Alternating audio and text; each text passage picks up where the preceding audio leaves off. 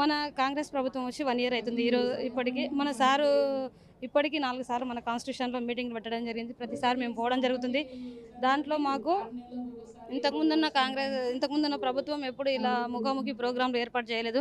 మన సార్ వచ్చినాకనే ముఖాముఖి ప్రోగ్రాంలు ఏర్పాటు చేయడం జరుగుతుంది.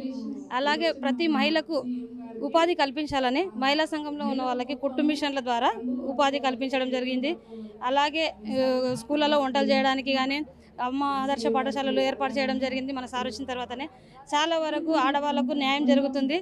అలాగే మన సార్ చేసిన మన పిల్లల ఎడ్యుకేషన్ పరంగా, వైద్యం పరంగా చాలా మంచిగా చేస్తున్నాడు సార్. చాలా సంతోషంగా ఉంది. సార్కి ధన్యవాదాలు చెప్తున్నాం. ఫస్ట్ మాకు మహిళలు దేంట్లో తక్కువ కాదని నిరూపించుకోవడానికి ఇది ఒక నిదర్శనం. మాకు ఇంతవరకు మా 32 జిల్లాల్లో ఎక్కడ పెట్రోల్ బంక్ ఏర్పాటు చేయలేదు. 32 జిల్లాల్లో మొట్టమొదటిసారిగా వెనుకబడిన జిల్లా నారంపేట.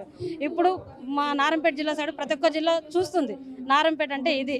నారంపేట జిల్లాలో పెట్రోల్ బంక్ ఏర్పాటు చేయడం మాకు చాలా గర్వకారణం. దీనికి సపోర్ట్ చేసిన ఎమ్మెల్యేలు కానీ, కలెక్టర్ సార్ వాళ్ళకి కానీ, ముఖ్యమంత్రి సార్ గారికి మా ధన్యవాదాలు. Subscribe us and press the bell icon for more interesting updates.